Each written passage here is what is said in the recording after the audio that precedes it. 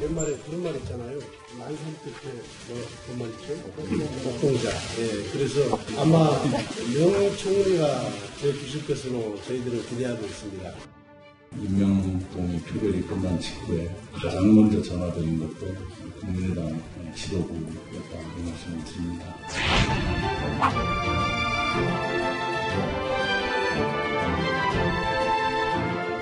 반대표가 20표가 나와서 바른정당이 똘똘 뭉쳐서 반대한 것 아니냐 이런 질문을 하는 분이 계셨던데 오시기 전에 이 찬반 보니까 한 분 빼고 다 찬성한 것 같습니다.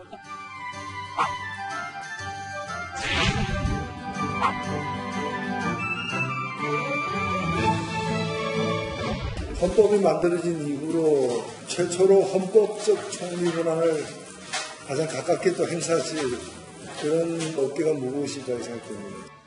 노회찬 대표님은 같은 막걸리집을 단골로 두는 관계입니다.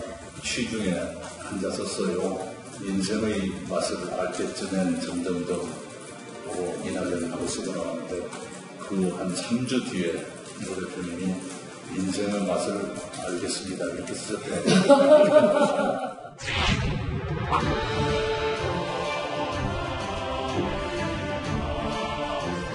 제가 귀한 총리가 오셨으니까 의자를 빼드리겠습니다. 저희가 넥타이를 다 풀었는데요.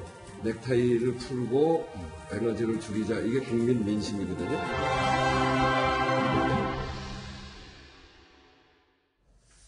자, 일단 정당을 예방하는 이 분위기 영상만 봐도요. 굉장히 화기애애했다는 걸 알 수 있을 것 같습니다. 전체적으로 분위기가 실제로도 저랬나요? 화면처럼? 네, 맞습니다. 실제로 보신 것처럼 굉장히 화기애애한 분위기 속에서 면담과 예방이 진행됐는데 네. 사실 지금 화면엔 나오지 않았지만 자유한국당의 경우에는 1박 2일 연찬회를 가면서 만나진 않았죠. 네. 그러다 보니까 만약에 한국당과 예방을 하는 그 일정이 있었다면 아마 저런 화기애애한 분위기까지는 연출이 안 됐겠지만 네. 오늘 보시는 것처럼 저렇게 이낙연 총리가 직접 넥타이도 풀러가면서 그리고 네. 또 노회찬 원내대표와는 막걸리집 사연도 이렇게 주고받으면서 네. 굉장히 화기애애한 분위기 속에서 예방이 진행됐습니다. 막걸리 얘기는 정말 빠지지 않고 매번 나오는 것 같습니다. 근데 실제로 저 노회찬 원내대표와 같은 막걸리집이라는 곳 혹시 어딘지는 아세요? 개인적으로는?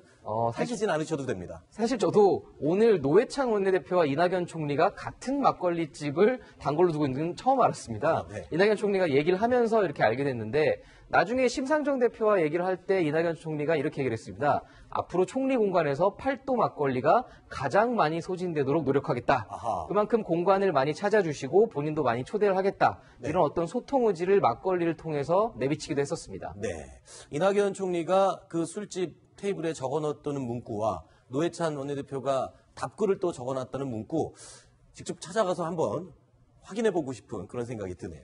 자, 그리고 자, 주호영 원내대표가요, 이 의원들에게 물어보니까 이번에 임명동의안에 한 명 빼고 다 찬성했다. 그러니까 19명 중에 18명이 찬성을 했다. 이렇게 밝힌 건데요. 맞습니까, 이거? 확인이 가능합니까? 당연히 확인이 불가능합니다. 네. 이 인준 표결 같은 경우는 무기명 투표로 진행되기 때문에 실제로 가, 부 어떤 표를 던졌는지 확인할 길은 없습니다. 네. 주호영 원내대표가 저렇게 얘기를 한 건 사실상 그냥 립서비스 차원으로 볼 수 있는데 네. 찬성표가 164표였습니다.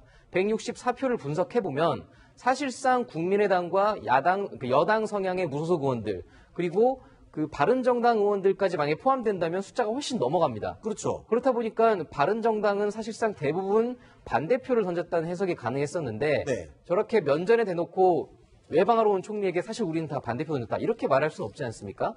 그러다 보니까 아무래도 그런 부드러운 분위기를 위해서 네. 어떤 립서비스를 한 게 아닌가 뭐 이런 정도로 그 받아들이시면 될 것 립서비스 같습니다. 때문에 그 내용대로라면 국민의당에서 상당수가 반대한 게 되는 결과가 되는 거잖아요. 그렇죠. 그래서 저희가 그래서 오늘자의 신문 기사로 분석을 한번 해봤는데 실제로 반대표가 얼마나 나왔는지 조금 가늠을 해봤더니 국민의당에서는 사실상 10표 이상 반대표가 나오진 않았을 걸로 보입니다. 네. 왜냐하면 아무래도 호남 출신인 그 이낙연 총리에 대한 어떤 인준안이 국회에서 무산될 경우엔 호남의 어떤 그 민심을 가장 베이스로 하고 있는 국민의당 같은 경우에는 약간 그 역풍을 맞을 수 있는 우려도 있거든요. 네. 그러다 보니까 실제로 그 인준안 표결이 이루어지기 전에 비공개 의총에서 박주선 비대위원장이 사실상 협조해줄 건 협조하자 이런 식으로 어떤 그 의원들의 그 찬성 투표도 독려했던 걸로 알려지고 있습니다. 네.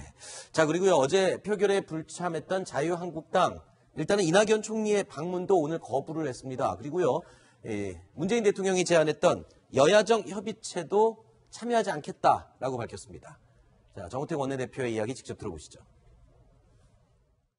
어제 본회의의 인준 강행 처리는 대단히 유감스럽다 이렇게 생각을 합니다.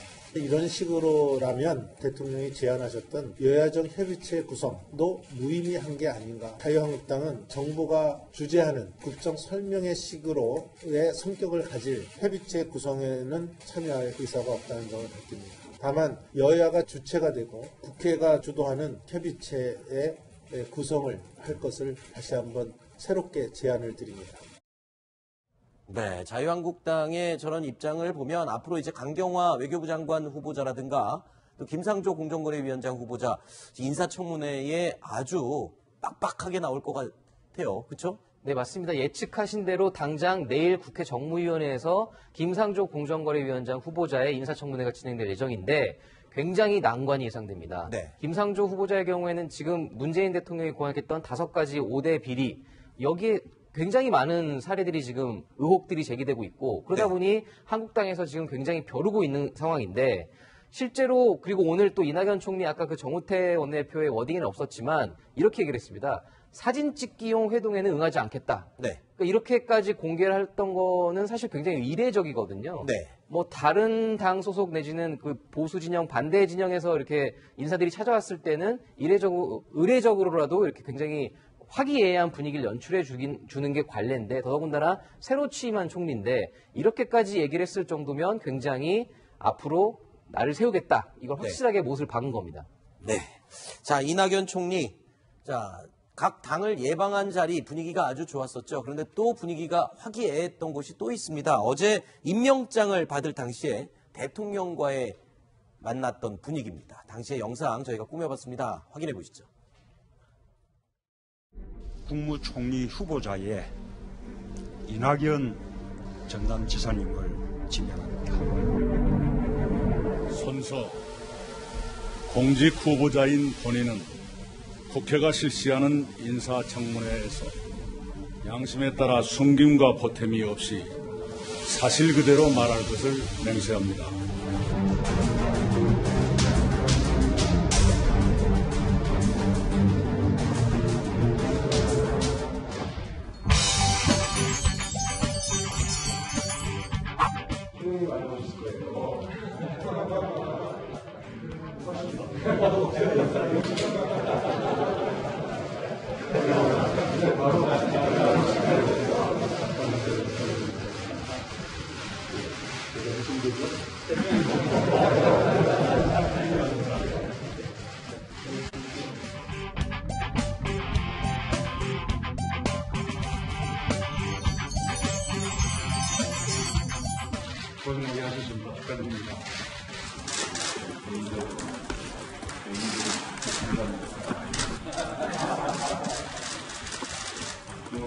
그동안 뭐 어땠습니까?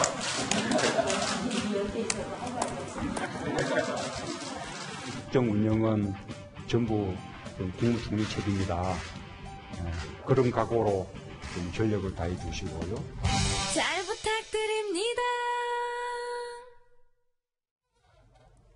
자, 대통령과 총리 악수를 하면서 서로 허리를 숙이는 저 하트 인사. 이게 지금 오늘 굉장히 화제가 됐었습니다. 근데 대통령이 저렇게 임명장을 수여한 뒤 고개를 숙이는 경우가 흔하지는 않을 것 같아요. 아무래도 말씀하신 대로 그런 경우가 흔치는 않습니다. 네. 근데 문재인 대통령의 경우에는 탈권위를 지금 내세우고 있지 않습니까? 네. 그러다 보니까 이낙연 총리도 굉장히 어떻게 보면은 정치인 출신으로서 보여줄 수 있는 전형을 보여준 겁니다. 네. 그런 식으로 겸손한 모습으로 일하겠다. 그리고 문재인 대통령 더불어서 같이 화답을 해주는 그런 모양새가 된 것 같습니다. 네.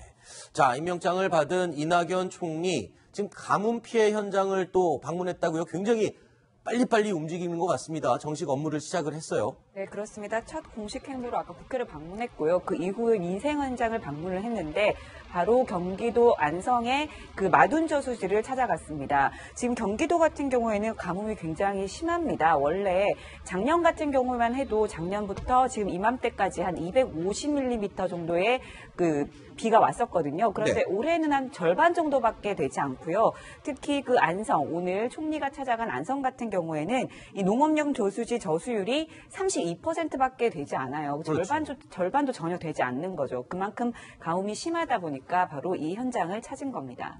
자, 오늘부터 이 대통령 지시대로 6개 보가 개방이 됐습니다. 그런데 이제 환경단체들은 환영하고 있는 반면에 이 농민들은 지금 말씀하신 것처럼 안 그래도 봄 가뭄이 심한 가운데 이 보까지 개방을 해버리면 농업 용수가 부족하다라면서 상당히 반대를 하고 있죠. 네, 그렇습니다. 먼저 저희가 좀 이렇게 그림을 보면서 설명을 드리면요. 네네. 지금 4대 강의 보는 모두 16개가 설치가 돼 있습니다. 네. 그런데 이 중에서 지금 그 녹조의 우려가 크다라고 판단되는 낙동강과 금강을 위주로 지금 6개 보가 오늘 오후 2시에 수문이 열렸습니다. 개방이 됐거든요. 네. 이제 환경단체는 굉장히 환영했습니다. 어쨌든 이걸 시작으로 해서 앞으로 수문이 다 좀 개방이 되는 그 16개 보가 모두 개방이 됐으면 한다라는 입장을 밝혔지만 정작 이 보 근처에서 농사를 짓고 있던 농민들은 큰 우려를 나타냈습니다. 말씀하신 것처럼 가뭄이 워낙 심하다 보니까 이 보에 갇혀있던 물을 이용을 해서 농사를 짓고 있는데 지금 이맘때 이렇게 바닥까지 막 갈라지는 이런 때 꼭 지금 당장 이렇게 수문을 개방했어야 하냐라고 하면서 근심 섞인 목소리를 낸 거죠. 네. 자, 일단 정부 측에서는 최대한 농민들에게 이 피해가 가지 않도록 그런 범위 내에서 보 6개를 먼저 개방을 했다라고 밝혔는데요. 자, 어떻게 될지는 추이를 더 지켜봐야 되겠습니다. 바라던 대로 녹조 현상도 좀 사라지고 물이 좀 맑아지고 이런 효과를 볼 수 있을지. 자, 그 농번기여서 안 그래도 지금 물이 많이 필요할 때이기 때문에 그 전에 문제가 좀 해결됐으면 하는 바람입니다. 자, 문재인 대통령 오늘 수석 보좌관 회의에서요. 일자리 추경 예산안에 대한 언급을 또 했습니다. 직접 국회를 가서 설득하겠다라고까지 얘기를 했는데요. 들어보시죠. 일자리 추경에서도 국회의 협력이 대단히 중요합니다. 국회를 또 설득하는데 필요하다면 저도 일자리 추경안이 국회에 제출되고 난 이후에 적절한 시기에 직접 국회에 가서 시정연설의 형태로 우리 의원들께 설명할 수도 있다고 생각합니다. 대통령이 직접 국회에 가서 추경 예산 관련 연설을 하는 것, 이것도 전례가 없는 경우라면서요? 네, 맞습니다. 사실 대통령이 본예산, 소위 정기국회를 앞두고 본예산 통과를 위해 시정연설을 한 경우는 많았습니다. 네. 박근혜 전 대통령의 경우도 임기 중에 매해 세 차례 국회를 찾아가서 시정연설을 했었는데 문재인 대통령의 경우엔 지금 굉장히 시급한 이 일자리 추경, 이거를 그만큼 본인이 강조하고 있는 겁니다. 그렇기 때문에 직접 국회까지 와서 설명을 하겠다. 이런 의지를 직접 내비친 겁니다. 사실 지금 이 6월 본회의에서 이 야당이 반대해서 처리가 되지 않는다면 사실상 문재인 정부에서는 첫 단추부터 굉장히 힘들어지는 거 아닙니까? 네, 맞습니다. 말씀하신 대로 지금 만약에 일자리 추경 10조 원 규모의 굉장히 큰 추경인데 이거에 대해서 지금 바른정당, 자유한국당 그리고 국민의당까지 모두 반대를 하고 있습니다. 낙하산 추경이라는 표현까지 써가면서 굉장히 반대를 하고 있는데 어떻게 보면은 추경도 결국에는 국회 인준 표결을 거쳐야 되는 거기 때문에 네. 지금 국민의당 같은 경우도 이낙연 총리에 대해서 굉장히 벼르고 있다가 사실상 대승적으로 협조를 한 건데 추경 같은 경우에는 굉장히 다른 잣대를 들이댈 가능성이 굉장히 높아 보입니다. 이 굉장히 중요한 이 예산안에 대한 어떤 심사, 이거는 굉장히 꼼꼼히 하면서 강한 야당으로서의 어떤 성명성을 보여주는 것이 국민의당에게는 굉장히 정치적으로 앞으로 본인들의 어떤 그 활로를 또 모색할 수 있는 계기가 될 수 있거든요. 네. 그러다 보니까 한국당, 바른정당, 국민의당, 소위 야3당이 공조를 해서 추경안을 반대한다면 국회를 통과할 수 있는 방안이 그렇게 많지는 않아 보입니다. 자, 그리고요. 이 문재인 정부의 1호 위원회죠. 일자리위원회. 자, 이 위원회에서 지금 일할 사람들 지금 제일 바쁘고 긴장된 순간일 텐데 안현호 차관 같은 경우에 지금 갑자기 철회를 했어요. 내정을 취소했다. 무슨 이유입니까? 네, 청와대에서 이번에 문재인 정부가 출범하면서 일자리 정책을 강조했고 또 정책실 산하에 일자리 담당하는 수석까지 자리를 뒀습니다. 네. 이 자리를 안현호 전 지식경제부 차관이 내정이 됐었는데 이 사람이 가서 일도 하고 있었습니다. 그런데 돌연 이분이 적격하지 못한다. 인사검증에서 걸렸다. 이런 얘기를 하면서 이분이 낙마하게 됐습니다. 이와 관련해서 여러 가지 얘기들이 사실 나오고 있기는 한데요. 노동계에서는 처음부터 반대를 해오고 있었습니다. 이분이 차관을 거친 뒤 무역회 폐쇄도 이뤘고요. 이런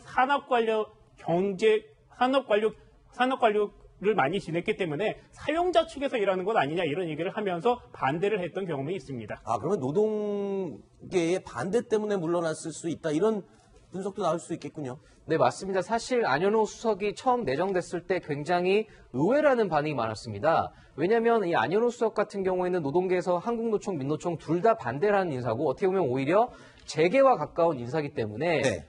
오히려 그럼 청와대에서 이렇게 해석을 했었습니다. 이 일자리 문제 같은 경우에는 재계 협조가 굉장히 필요하기 때문에 재계와 소통이 되는 사람을 수석으로 쓴 게 아니냐 이런 말이 나올 정도로 굉장히 노동계의 반대에도 불구하고 임명이 됐었거든요. 네. 그런데 저렇게 갑자기 임사검증 문제 때문에 철회를 한다? 어떻게 보면은 고지고대로 받아들이기는 어려운 발표라고 보입니다. 네. 그리고 또 내용이 인사검증이 어떤 내용에서 부적격한 내용으로 판단이 됐는지는 아직 확인이 되는 내용은 아니죠. 그렇죠. 사실 언론에서 어떤 이 인사검증이 불거진 것도 아니었고 네. 어떤 의혹이 지금 제기되지도 않은 상황이었기 때문에 아무래도 뭐 조금 더 추가 취재를 해봐야지 알 수 있겠지만 실제로 인사검증 문제가 철회의 가장 큰 이유였는지는 조금 더 지켜봐야 될 것 같습니다. 네. 그리고요, 문재인 대통령 오늘 수석보좌관 회의에서 역사 문제와 관련해서도 당부를 하는 말을 했습니다. 다들 의아한 표정을 지었다고 하는데요. 어떤 내용이었을까요? 들어보시죠.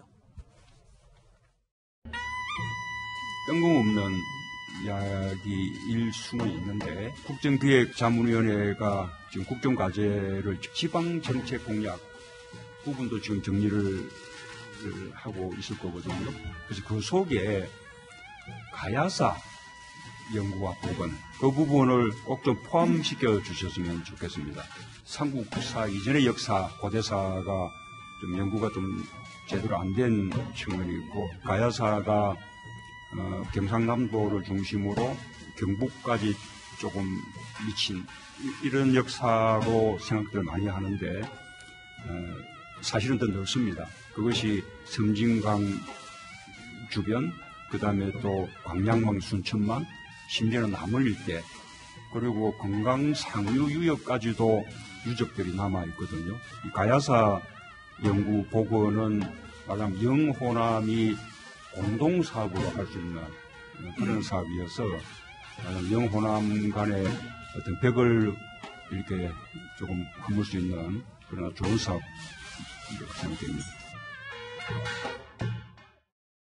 박세영 기자, 이 수석 보좌관들도 갑자기 가야사 그러니까 고개를 갸우뚱했다고 하는데 갑자기 왜 가야사가 이렇게 등장을 한 겁니까? 네, 문 대통령 스스로도 뜬금없는 얘기일 수 있다라고 하면서 얘기를 했는데 네. 어쨌든 문 대통령 공식적으로는 영호남이 같이 할 수 있는 그런 사업이다 이렇게 얘기를 했는데 그뿐만이 아니고요. 사실 이 가야사 관련해서는 문재인 대통령이 이 대선 후보 시절부터 부산 경남 공약으로 내세웠던 것 중에 하나입니다. 바로 이 가야 문화권 개발 특별법 제정 이거를 이 공약 중에 하나로 내세워왔는데요. 좀 더 들여다보면 이 가야사의 중심이 김해입니다. 그러다 네. 보니까 김해시에서 이 가야 문화권 개발을 수건 사업으로 내세워왔습니다. 이 김해라고 하면 노무현 전 대통령과 굉장히 관련이 깊은 곳 그렇죠. 아니겠습니까? 아마 그런 부분이 좀 고려된 것 아니냐 이런 추정이 가능하고요. 또 다른 부분은 이 문재인 대통령 스스로가 굉장히 역사를 좋아한다고 합니다. 그래서 자기가 아마 대학을 가서 정말 하고 싶은 공부를 전공을 했다면 그건 역사였을 것이다 이런 얘기를 했을 정도인데 네. 아마 본인이 그렇게 스스로 역사를 공부하다가 좀 궁금했던 분야가 아니었을까라는 뭐 그런 생각도 한번 해봅니다. 네. 네. 그리고요, 최근에 개봉한 영화 노면입니다. 지금 100만 관객을 돌파하는 것을 코앞에 지금 두고 있다고 하는데요. 자, 이 영화에서 문재인 대통령의 모습이 뒷부분에 짧게 나옵니다. 그런데 사실은요, 이 통편집이 됐었던 뒷이야기가 있다고 합니다. 이유가 뭐였는지 이 감독이 직접 밝혔는데요. 들어보시죠. 통편집 당한 분이 문재인 대통령이었습니다. 재미가 없는 거예요. 이분은 법조인답게 아주 날짜까지 정확하게 이야기하시면서 휴먼 다큐를 법정 드라마로 만드셨습니다. 되게 재미없게 이야기했습니다. 영화를 보시면 알겠지만은 뒤에 잠깐 나옵니다. 편집이 마무리될 단계가 대세론이 있을 때였거든요. 그래서 자칫 다 통편집 해버리면 제가 반정부 인사가 되지 않을까 그런 생각도 들었어. 최소한의 예의를 갖췄는데 그걸 보시고 되게 좋아했습니다. 네, 그러니까 재미가 없고 너무 진지해서 그 통편집을 했다가 나중에 넣은 사연을 재밌게 얘기를 해줬네요. 네, 문재인 대통령의 이제 평소의 성격이나 이런 것들이 드러나는 하나의 그 예인 것 같은데요. 사실 그 본인이 재미없다는 평가를 받고 편집이 됐습니다만 최근에 이제 그 노무현 친구였던 노무현 전 대통령의 어떤 그 인기가 굉장히 높고 또 전직 대통령 호감도 조사에도 압도적으로 1위를 달리고 있습니다. 네. 그리고 또 게다가 노무현입니다라는 다큐멘터리 영화도 100만 관객 코앞에 두고 있고 역대 다큐멘터리 최다 관객을 향해서 지금 나가고 있거든요. 여러 가지 상황을 볼 때 본인은 비록 편집당했지만 지금의 상황 자체는 굉장히 흡족하고 기분 좋아하실 것 같습니다. 알겠습니다. 자, 뉴스탑 10 다음 7번째 소식 기다리고 있습니다. 어떤 내용인지 영상으로 함께 확인해 보시죠. 그리고 에너지를 줄이자. 이게 국민 민심이거든요.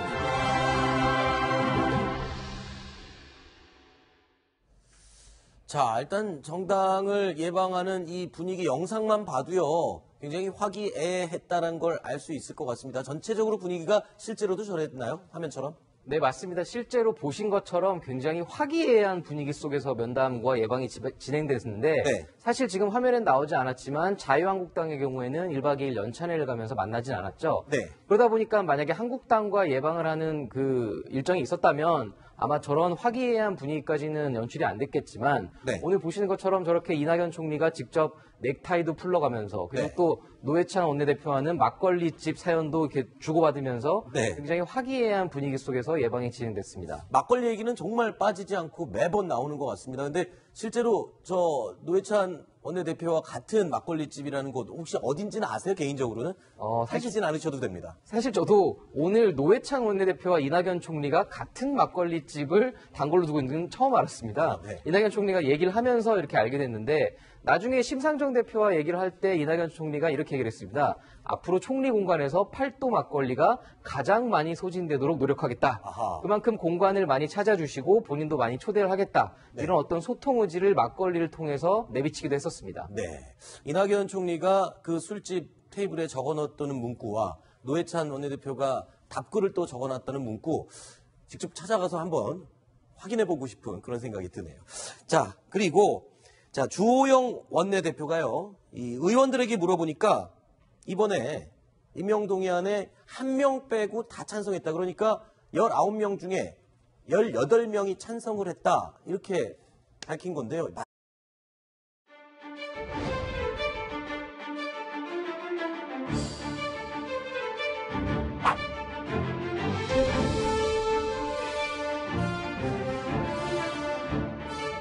옛말에 그런 말 있잖아요. 만산 끝에 그런 말 있죠? 옥동자. 예, 그래서 아마 명 총리가 제 주실 것으로 저희들은 기대하고 있습니다. 임명동의 표결이 끝난 직후에 가장 먼저 전화드린 것도 국민의당 지도부였다는 말씀을 드립니다.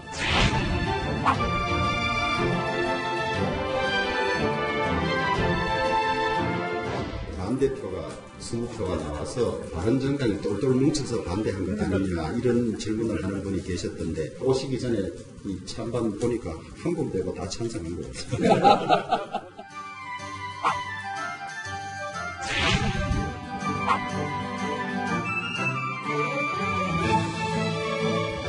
헌법이 만들어진 이후로 최초로 헌법적 총리 권한을 가장 가깝게 또 행사하실 그런 어깨가 무거우시다고 생각됩니다. 노회찬 대표님은 같은 막걸리집을 단골로 두는 관계입니다. 취중에 앉았었어요. 인생의 맛을 알 때쯤엔 점점 더 이낙연하고 쓰고 나왔는데 그 한 3주 뒤에 노 대표님이 인생의 맛을 알겠습니다. 이렇게 쓰셨대요.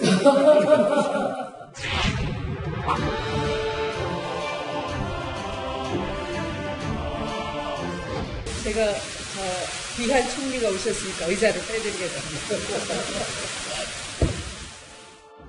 저희가 넥타이를 다 풀었는데요. 넥타이를 대단히 유감스럽다 이렇게 생각합니다.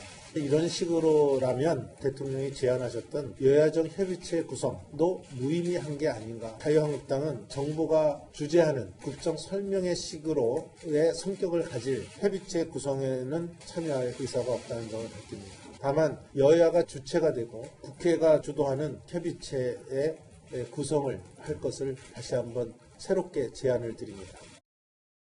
네, 자유한국당의 저런 입장을 보면 앞으로 이제 강경화 외교부 장관 후보자라든가 또 김상조 공정거래위원장 후보자 인사청문회에 아주 빡빡하게 나올 것 같아요. 그렇죠? 네, 맞습니다. 예측하신 대로 당장 내일 국회 정무위원회에서 김상조 공정거래위원장 후보자의 인사청문회가 진행될 예정인데 굉장히 난관이 예상됩니다. 네. 김상조 후보자의 경우에는 지금 문재인 대통령이 공약했던 5가지 5대 비리, 여기에 굉장히 많은 사례들이 지금 의혹들이 제기되고 있고 그러다 보니 한국당에서 지금 굉장히 벼르고 있는 상황인데 실제로 그리고 오늘 또 이낙연 총리 아까 그 정우택 원내대표의 워딩에는 없었지만 이렇게 얘기를 했습니다. 사진 찍기용 회동에는 응하지 않겠다. 네. 그러니까 이렇게까지 공개를 했던 거는 사실 굉장히 이례적이거든요. 네. 뭐 다른 당 소속 내지는 그 보수 진영 반대 진영에서 이렇게 인사들이 찾아왔을 때는 의례적으로라도 이렇게 굉장히 화기애애한 분위기를 연출해 주는 게 관례인데 더더군다나 새로 취임한 총리인데 이렇게까지 얘기를 했을 정도면 굉장히 앞으로 나를 세우겠다. 이걸 확실하게 못을 박은 겁니다. 네. 자, 이낙연 총리. 자, 각 당을 예방한 자리 분위기가 아주 좋았었죠. 그런데 또 분위기가 화기애애했던 곳이 또 있습니다. 어제 임명장을 받을 당시에 대통령과의 만났던 분위기입니다. 당시의 영상 저희가 꾸며봤습니다. 확인해 보시죠. 맞습니까 이거? 확인이 가능합니까? 당연히 확인이 불가능합니다. 이 인준 표결 같은 경우는 무기명 투표로 진행되기 때문에 실제로 가, 부 어떤 표를 던졌는지 확인할 길은 없습니다. 네. 주호영 원내대표가 저렇게 얘기를 한 건 사실상 그냥 립서비스 차원으로 볼 수 있는데 찬성표가 164표였습니다. 164표를 분석해보면 사실상 국민의당과 여당 성향의 무소속 의원들 그리고 그 바른정당 의원들까지 만약에 포함된다면 숫자가 훨씬 넘어갑니다. 그렇죠. 그렇다 보니까 바른정당은 사실상 대부분 반대표를 던졌다는 해석이 가능했었는데 저렇게 면전에 대놓고 외방하러 온 총리에게 사실 우리는 다 반대표 던졌다. 이렇게 말할 수는 없지 않습니까? 그러다 보니까 아무래도 그런 부드러운 분위기를 위해서 어떤 립서비스를 한 게 아닌가 뭐 이런 정도로 받아들이시면 될 것 같습니다. 립서비스 때문에 그 내용대로라면 국민의당에서 상당수가 반대한 게 되는 결과가 되는 거잖아요. 그렇죠. 그래서 저희가 오늘자의 신문기사로 분석을 한번 해봤는데 실제로 반대표가 얼마나 나왔는지 조금 가늠을 해봤더니 국민의당에서는 사실상 10표 이상 반대표가 나오진 않았을 걸로 보입니다. 왜냐하면 아무래도 호남 출신인 그 이낙연 총리에 대한 어떤 인준안이 국회에서 무산될 경우엔 호남의 어떤 그 민심을 가장 베이스로 하고 있는 국민의당 같은 경우에는 약간 그 역풍을 맞을 수 있는 우려도 있거든요. 그러다 보니까 실제로 그 인준안 표결이 이루어지기 전에 비공개 의총에서 박주선 비대위원장이 사실상 협조해줄 건 협조하자 이런 식으로 어떤 그 의원들의 그 찬성 투표도 독려했던 걸로 알려지고 있습니다. 네. 자, 그리고요 어제 표결에 불참했던 자유한국당 일단은 이낙연 총리의 방문도 오늘 거부를 했습니다. 그리고요 문재인 대통령이 제안했던 여야정 협의체도 참여하지 않겠다라고 밝혔습니다. 자, 정우택 원내대표의 이야기 직접 들어보시죠. 어제 본회의의 인준 강행 처리는 국무총리 후보자의 이낙연 전남지사님을 지명합니다. 선서 공직 후보자인 본인은 국회가 실시하는 인사청문회에서 양심에 따라 숨김과 보탬이 없이 사실 그대로 말할 것을 맹세합니다.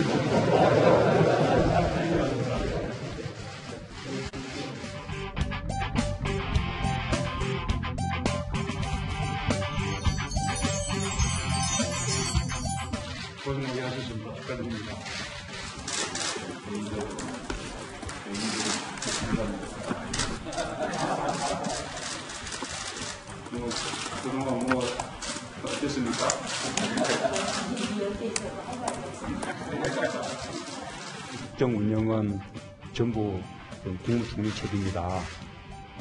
그런 각오로 좀 전력을 다해 주시고요. 잘 부탁드립니다. 자, 대통령과 총리 악수를 하면서 서로 허리를 숙이는 저 하트 인사. 이게 지금 오늘 굉장히 화제가 됐었습니다. 근데 대통령이 저렇게 임명장을 수여한 뒤 고개를 숙이는 경우가